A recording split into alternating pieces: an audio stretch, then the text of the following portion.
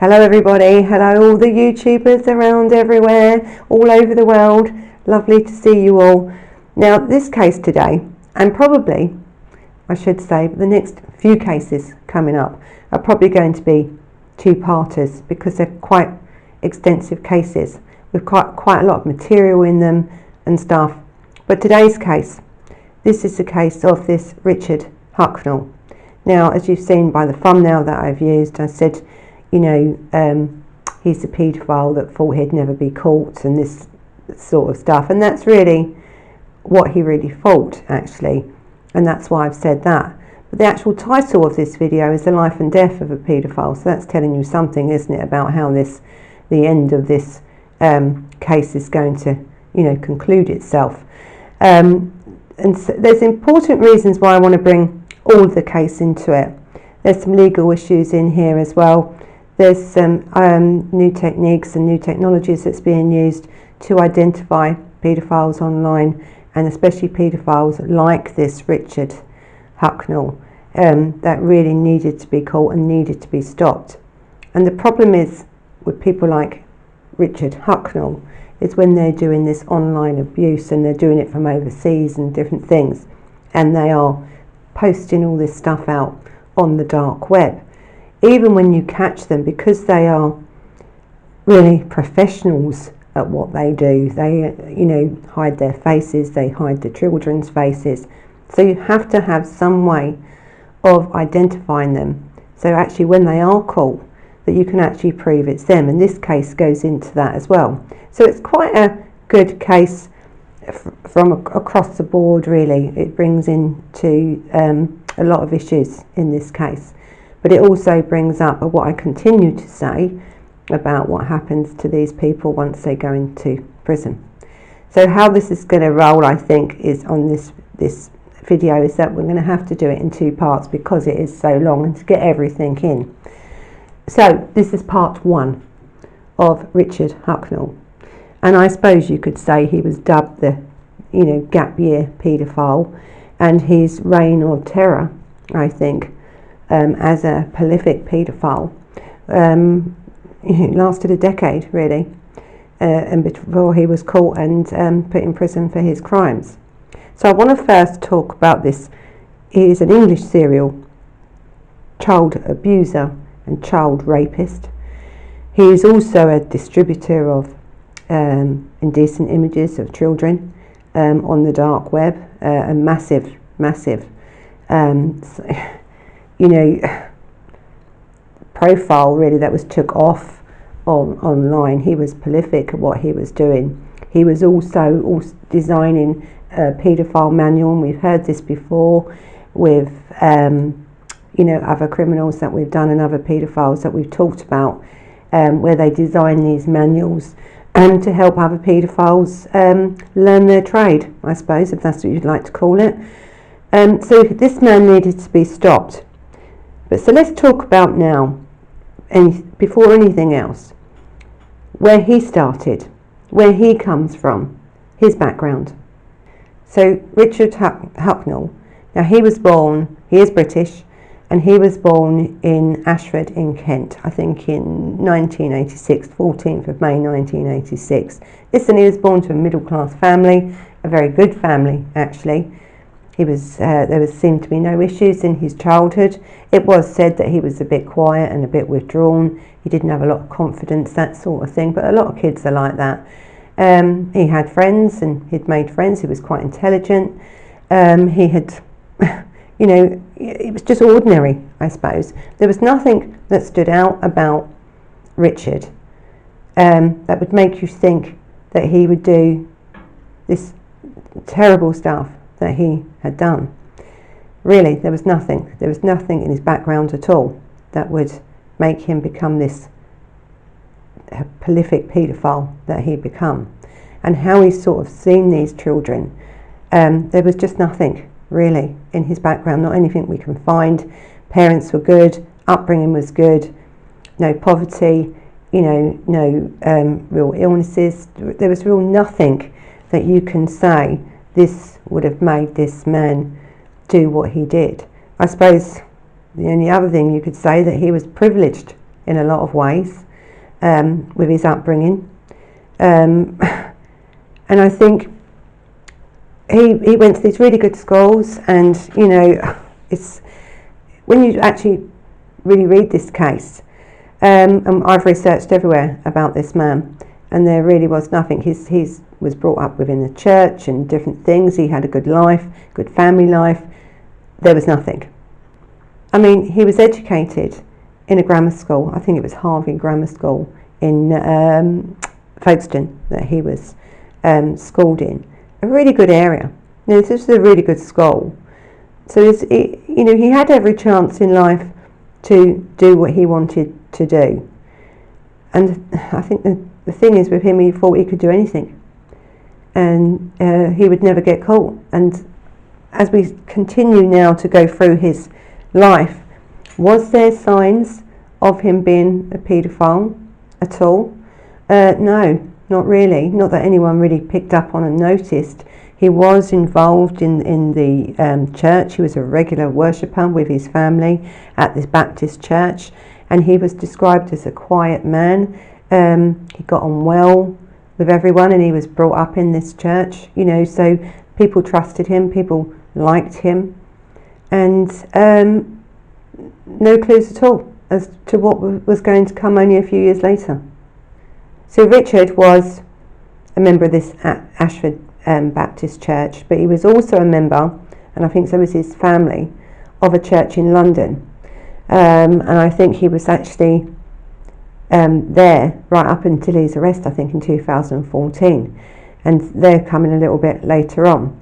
So I'm trying to build you a picture of this boy's life, this middle-class child who wanted for nothing, who had a good upbringing, and he was, a regular churchgoer with his family. He enjoyed the church. He loved his experience at the church. And and when I say there is nothing, there is really nothing. And usually we look back and we think, was he abused? Was there poverty? Was there something else that may have set him off? That no, he was just known as this quiet person. Sometimes could be a bit withdrawn. He was a bit, I think, not confident in himself, and you'll hear him say that a little bit later on, in a little bit different context to what I'm using. And so he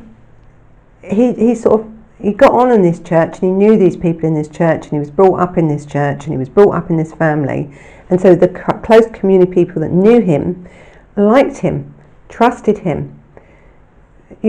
Couldn't believe that this man would do what he had done. So whether there was signs and people just didn't realise there were signs, or was there really no signs at all, it's very difficult to find out, because it looks like that everyone that you speak to about him really can't believe what happened. So about the age of 16, through this church, he took this long extended visit to a school in Namibia before leaving this Harvey Grammar School and going on, I think, to I think it was in college in South Kent College. So he had gone to Namibia at quite a young age, 16. Took this extended holiday, to help build churches or build schools, to help, the communities out there as this long extended part of the growth. And a lot of kids do this, don't they? They before they go on to college or university, they have a gap year, and this was sort of his gap year. And I think this is where it really started, because I think what he saw when he went to Namibia and these different places, but especially in Namibia at first, was the vulnerability of these children. They would run up to you and want to know you. You were different to them, for one. You had money, which he did, and I think he liked that attention. But they took him to this Namibia. They as this gap year, he'd done this extended holiday out there, before he left the school. And I think he realised out there, that they live differently than we do. Out there, he seemed to come out of himself. He seemed to feel more confident. He seemed to be the one that people wanted to know because they thought he had money. And these kids and these families live in poverty. So he found this experience very early on to be really intriguing. He really liked feeling like this person of power. He had some control there, stuff that he wasn't really getting in England. I don't think he was confident enough in England to be doing anything like that. And so these children, I think he thought were empowering him. They were giving him love, attention, what he saw it as. But they were just inquisitive kids from a very poor background that just thought they was probably going to get something, or a bit of chocolate or something, and you're different, aren't you? You go to these countries and you work with these kids who are, impoverished, really. And they are grateful to get anything. It's not like our kids here that have everything. They're not. And I think this is what really started this man off. Something clicked in him. So he would probably have been a paedophile anyway. All right, don't get me wrong, he would have been a paedophile anyway. But I think when he went there for this year's gap, and we don't know really if anything happened in that time, I would probably think it would have, he came back a different person. He came back knowing that England was not the place that this man wanted to live, because I don't think this man felt empowered in England. Actually, probably overpowered, probably put down a bit. He wasn't really able to speak to women. He didn't have that control and that self-confidence that he had out in these other countries because of this money, and he was white and powerful, so he thought, this is what he's thinking, gave him this he was self-worth. He was bigger now than he thought he was, and he had made up his mind once he come back, that's it, I'm going to do what I've got to do, and then I'm going back out to work in impoverished countries with impoverished children and families. Now, we don't know, do we, what was his mind at that point. I can assume, as we all could, I think, from this, of what this man ended up doing very, very quickly on going to these countries where he thought he could get away with what he did by using people and using the culture of these people to wind his way in as this English teacher, as a person of the church, making these people believe in him and need him and want him. But he was there, you see, just really to abuse these children. And it's something I think he learned very early on when he first went to Namibia, is that he realised that it's easier for him to get away with it in them countries. And these people haven't got the money to go to the police and prosecute and stuff.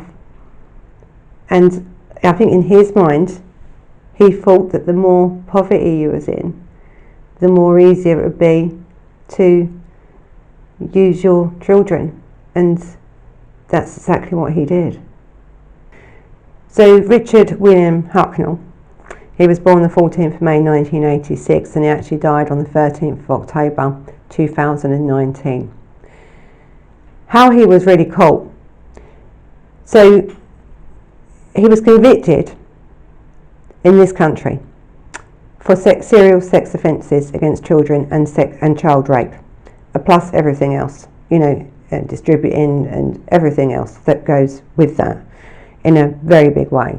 He was arrested by the National Crime Agency after a tip-off from the Australian police, and he was convicted of 71 counts of serious sexual abuse on children whilst working as this freelance photographer out there. And he also posed as this Christian teacher in Malaysia.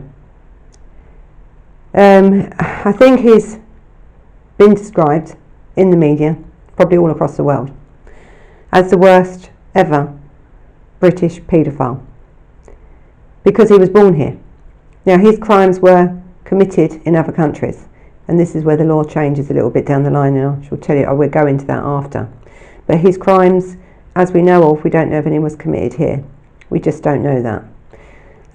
But we do know that his crimes were definitely committed in Malaysia, and there are some other areas overseas that are potential as well, where there is victims of Richard's.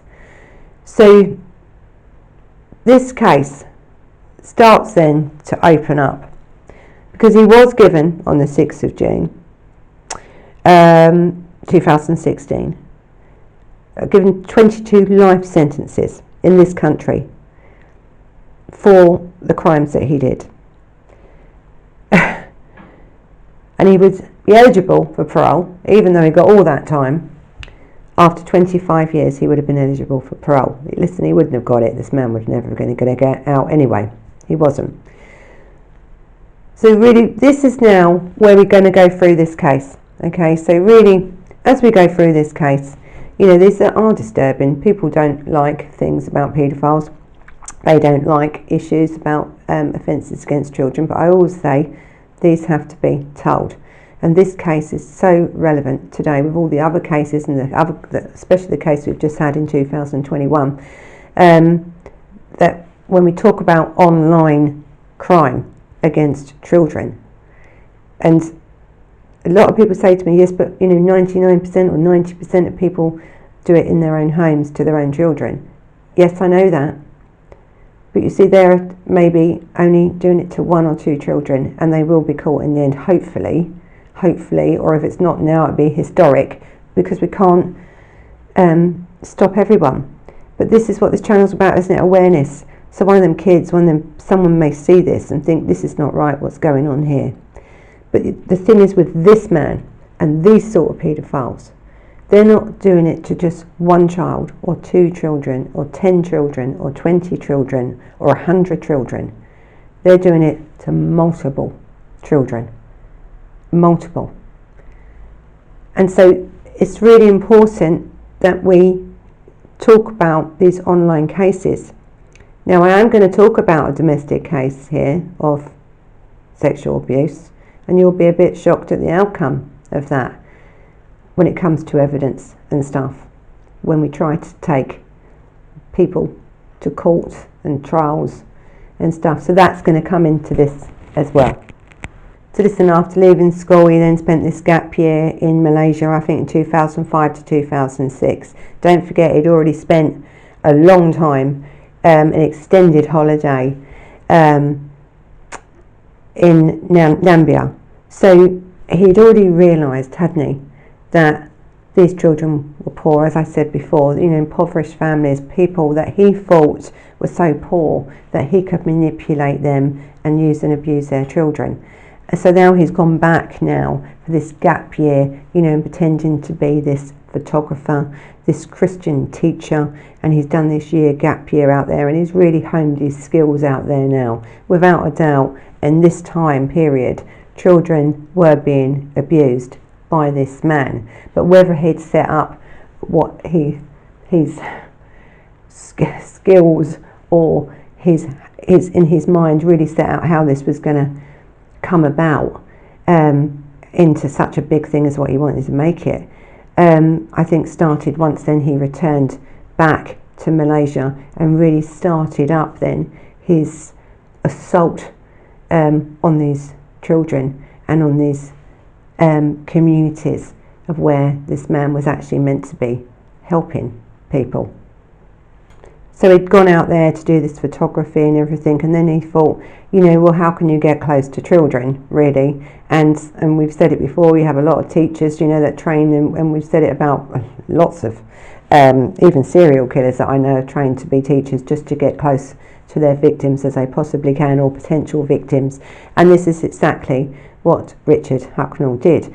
He didn't do the full English course, but of course when you're teaching English to foreign students out there, he'd just done the certificate in English language teacher for adults, but it got him into the schools, didn't it? It got him into know people, it got him into know people that wanted to learn English, it got him into that society, that then where he met these children with his photography, and he made friends, and he had these communities where he lived, quite impoverished communities, and he lived like a king and they lived with very little. So this made him a very popular man. Again, here comes this building himself up to be something really that he wasn't, because in England there was no way this man was going to be confident and be doing any of this, but he chose to go there because that's where it made him feel empowered to go to this country where he thought he could do this stuff to these people and get away with it. And let's be honest here, this man done this for 10 years, at least 10 years before he got caught. He was very good at what he done. He was very good at hiding what he done. Not that he hid it from the internet, not that he didn't publicise himself and these children, he just hid their faces. He hid his face. He was really trying to provoke people into, look at that. He had no problem with putting these images out there because he really thought that he would never be caught.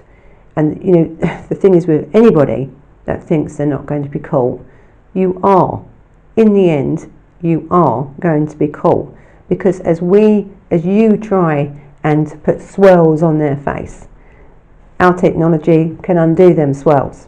When you try to hide your face, there are other parts of your bodies that we now can detect and find out who you are. This man really believed that he would never ever be caught, because he was just this powerful man in Malaysia that was overpowering these kids, raping these children, and these children were as young as 6 months old up to about 12 years old. This is what this man was doing. Then this man decides, really, when he's out there doing all this stuff, that I want to write a paedophile manual. I want to then build up a profile on the dark web. I'm going to then sell these photos and these images and talk about my experiences to make a living out of it for 10 years. So in Kuala Lumpur, he actually studied for an IT course. He didn't finish that course, but I think he did it because he wanted to know how to hide his identity. And so this is where he learned his skills. He only learned things like photography or like IT or English, teaching, you know, for his own gain. For his everything was aimed at this man's clear path of being a paedophile in these countries where he actually thought he could get away with it.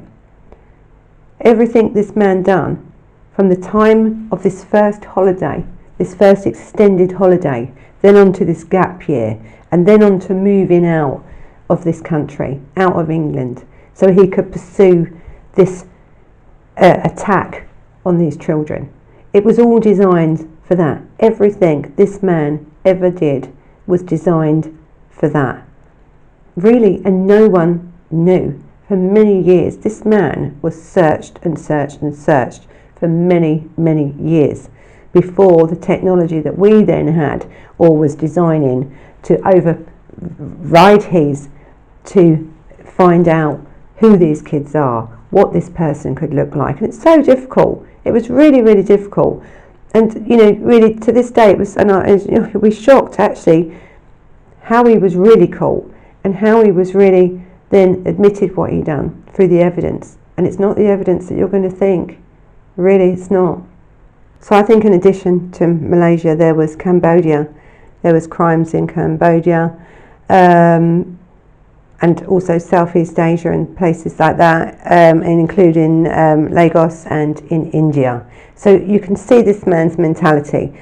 Let's travel to all these countries to where and these weren't the countries where you're going to the biggest cities, where, you know, you're going to the more poorest towns and villages to get these children, because he wouldn't have got away with it in the major cities. So he always went to the places that really off the beaten track.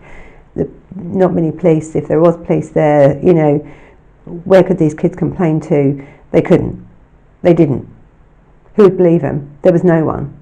And he knew that. So he planned this. This was well planned, well executed for many, many years, this man's crimes, for many, many years.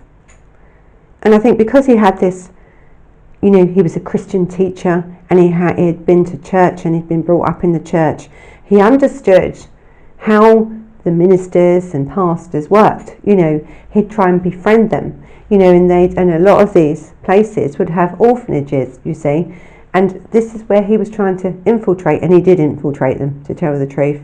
He would befriend the pastors or the ministers of these, and of course they were grateful for his help. He had this skill of English language that he was offering to help them with. He had this camera that he could get their plight of these kids out there, get some awareness out there about what's going on, and he gave his time free, you see. Now, no criminal record either, not that they were checking in this country. That's down, you know, they should have, but they wasn't, because most of them couldn't even afford to live, let alone to check to see if you had a criminal record. But he actually had no criminal record in this country either. So, you know, he would take photos and videos and stuff, what seemed like to help these people. But what he was doing then, on the other side of it, was abusing and filming and photographing children in this orphanage of all ages, and again, including babies. This man was a shocking, shocking man. So we have now this man that had been living permanently, I think, in Malaysia since 2010.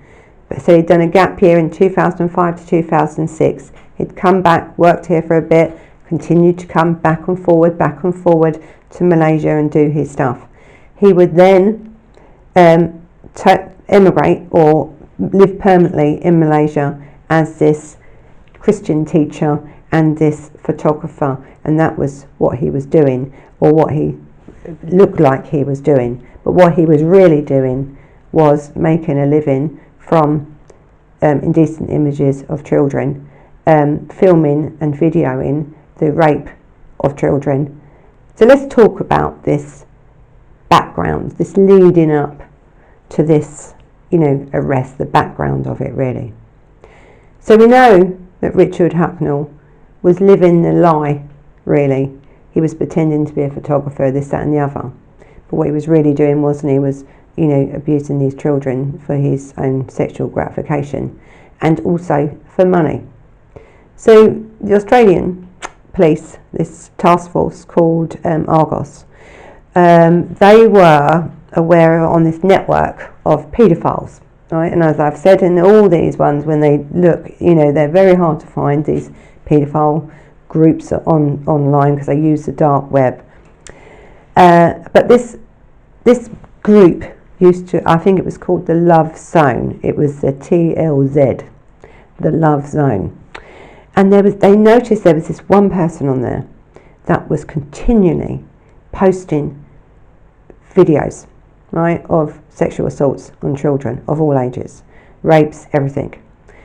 And also posting things like, you know, he was like, "Hi, yes," was his greeting. "Hi, yes," you know. And so everyone would know then, oh, something's coming from him.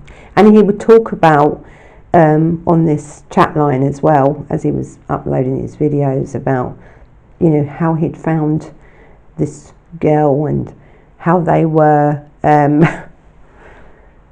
so impoverished, how easy it was, you know, to rape and abuse them. And he would be saying this to these people on this Love Zone dark web site. He would also say things about, well, I've got this one, you know, she does as she's told. She actually did better than the dog. That's how he speaks about these people, these children that he's abusing. But I'm going to keep her. I'm not into incest, and that he says on it. It's not really my thing. Meaning that he's going to have children with this girl of about 9, 10. And then he's going to abuse his own children. Not that he's into incest, you know, that's what he says. It's not really my thing. Oh well. This is the mentality of this man. This is what you're dealing with these predators like this. So this Australian task force, this Argos task force, couldn't really identify him because of all this distortion that he would use in his photographs. They couldn't encrypt it. These are encrypted. They couldn't get him. But what they noticed was, on his hands, there was a distinctive freckle. A freckle on one hand. Now this brings me now to where we're going to talk about this new technology now that they've been using. Now when you think new technology or anything else like DNA when it first come out, for it to be accepted into court as evidence, it's very difficult. Okay? You have to prove, don't you, that it works. You have to prove without a reasonable doubt that you know, this is this person, you know it's this person, you know, I mean, what DNA now, 99.99%, you know, in so many billion, it's going to be you. But at the time when it first come out, did people believe it? And with all the new technologies that's coming out now and the new ways to identify people, they sort of have to go through the same thing. People don't always believe the science. And this is really about the science. The same as DNA is science. You can't dispute it. It's there. And the same thing is what this is about. So what's happened here is you've had this wonderful, and I'm going to say it, an absolute wonderful woman that is absolutely wholeheartedly invested in the protection of children. Really, probably even worse than I am. All she does is develop and design things and research, and her team and other members, because it's not just her, it's just not her, there's a lot of people that do this, to how you get these predators not only to be caught, but to be prosecuted on sometimes the most slightest of evidence. And also, I think, with this technology, what it did in the long run is when these perpetrators are shown the evidence in front of them, which is they cannot discount, they admit it, you see, which then saves all societies and you know, the courts and everything, not only time but the money, but more so it saves the victims or the families having to go through these sort of trials. So this new technology or technique that I'm going to talk about now is absolutely amazing, and you'll be seeing it more and more and more. But there's a little twist to it, you see, which I think you're going to find quite upsetting at the end of this. So get ready for that one. So okay, so we found now, or they found on the video, a hand, okay, or part of a hand with a distinctive freckle. I don't know if I've got any freckles on my hands, or if I haven't, I can't see them. But I would have certainly distinguishing marks on my hands that would put me apart or stand me apart from anybody else. We all do. So there's this fantastic woman, and her name is Dame Susan Black, or Dame Professor Susan Black. And I think she was I mean, she's got so many letters after her name, I can't mention them all, but I hope she forgives me for not mentioning them all. But I mean, there's so many. Very, very intelligent woman. And she, I think she was in the Institute of Great Britain and Ireland from 2005 to 2018. And she was a professor of anatomy and also of forensic anthropology at the University of Dundee. And I'm going to put a link actually on here for you to have a look at some of her stuff when she does her talks on these sort of crimes and the evidence that has been used, and you can see the new techniques that are being used for yourself, because to tell you the truth, this woman can tell you a lot more about it than I can. I'm just going to go into the basic details because it's a really important case, this one, of how these people are now being caught and this new technology that's come out. And in all my cases, I try and give you more than just the case. I want to give you the technology. I want to give you the law, okay, everything about the case. This is a really important part of this case. So Professor Black and her team, and there's many of them, as I said before, so it can't all be her credit.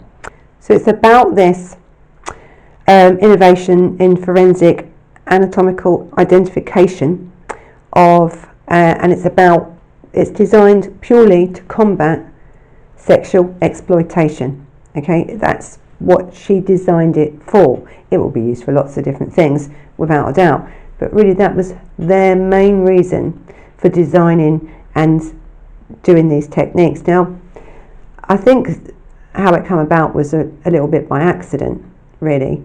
And we'll go into that now. So it's about the surface and the markings on your hands for identification. So, move my ring out of the way. So, if you may have something wrong with your nail, you could, this part of your knuckles here are just like a fingerprint to you. There's no one with the same one. Your freckles are no different. How your freckles look wouldn't look the same on somebody else. They're individual. They're identified to you. They're about you. You make them up. Everyone looks differently. Everyone's skin is different, and it's about that sort of things. So the creases in the knuckle and even the lines on our hands are like a fingerprint. And so this is what they looked at. They also looked at this vein pattern analysis. So the veins on our arms and on our body are just about you. No one is going to have the same vein pattern analysis as you. You're an individual, the same as DNA. And so if we're looking now for a predator like Richard Hucknell, and all you can see, because all these people usually do is cover their face, don't they? That's all they do. They're not hiding the rest of their bodies, are they? They're not hiding the genital area at all. Actually, that's one of the ones they mainly show, because it's where they're, attacking a child. It's visible.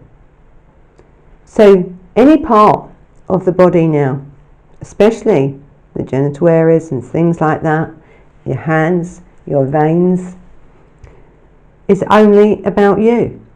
So now, if you are caught, and as Richard Hacknell was caught, this is the sort of thing that they used to get him to admit what he had done.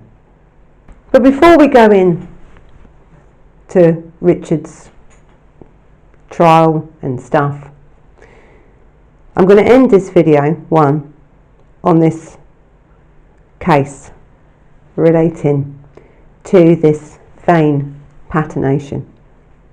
So as I said before, when you are looking at a crime, and you're trying to bring in new evidence and new techniques of how evidence has been collected and the data and stuff around it, it's very difficult. As I said with DNA, it's very, very difficult to get it. For one, you don't know if it's going to work in court. You don't know if the court's really going to allow it to be admissible in court. You don't know if the jury is going to find your evidence or your findings enough, sustainable enough to prosecute someone without a reasonable doubt, So there's a lot that goes into this. So I think there was this case, and I can't tell you the name of the case, and I'll tell you why I can't tell you the name of the case in a minute. But there was an English case. It was a girl, I think about 12 years old, and that she was being sexually assaulted, abused by her father in her own home. She had told her mother of this assault, but no one believed her, because these men are very, very manipulative. They are also usually in control. So her mother didn't believe her. Now, she had a laptop in her bedroom, and she thought, I'm going to get proof, because the girl had had enough of being abused. This 12-year-old girl that was being abused by her own father literally took charge of her own life and thought, right, I'm going to film you. So on her laptop, she set it up that she would put it on, this video on at night, and film at night. Now, after a certain while, when your screen goes blank but you're still filming, the light changes, doesn't it? Something happens in the computer. And so when the filming the next day come out, and he had gone in her bedroom and he had abused her and stuff, you could see this man, but what you could really see was the veins on the man's arms, because of this infrared sort of light that this computer had been filmed in. It's like, night vision sort of thing it was filmed in.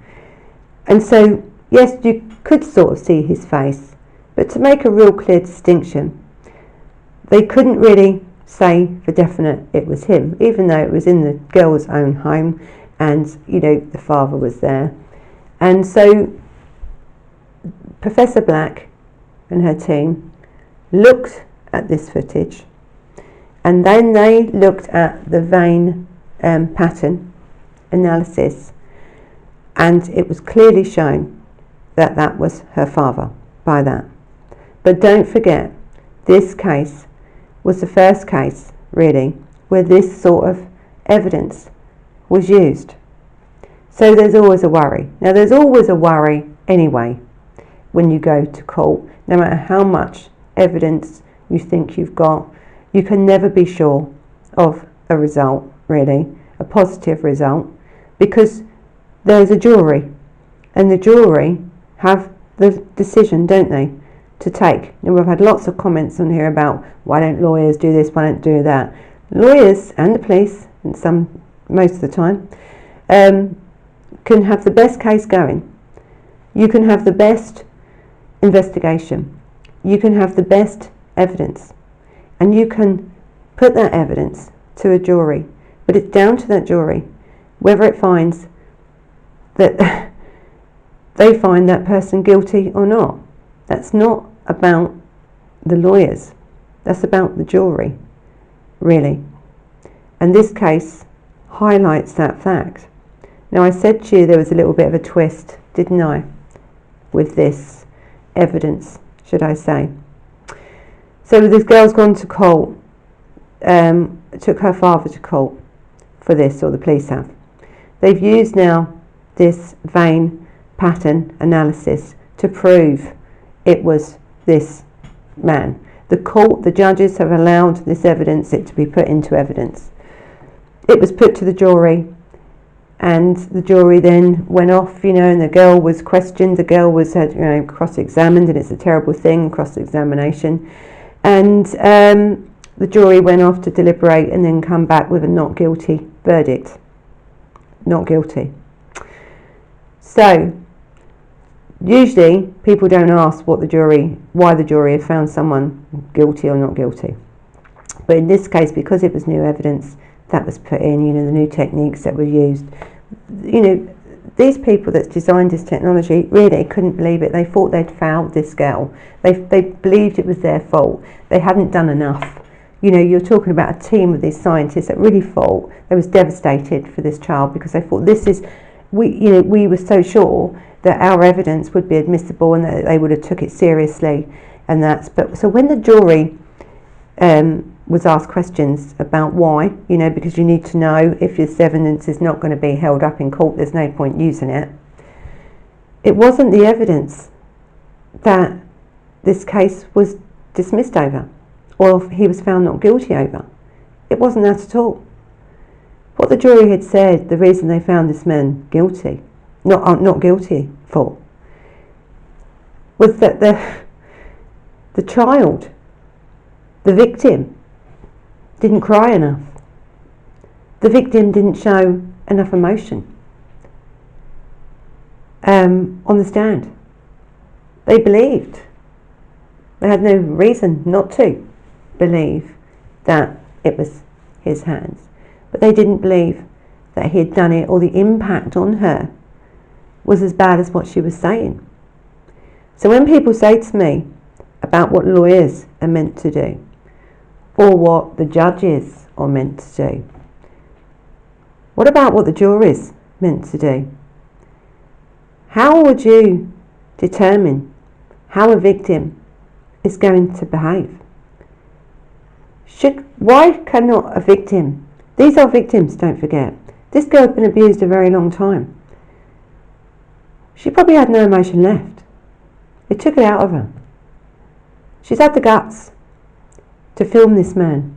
She's had the guts to tell someone about what's happened to her. She's had the guts to go to court and face this man in court. And then the jury have come back and said that he's not guilty.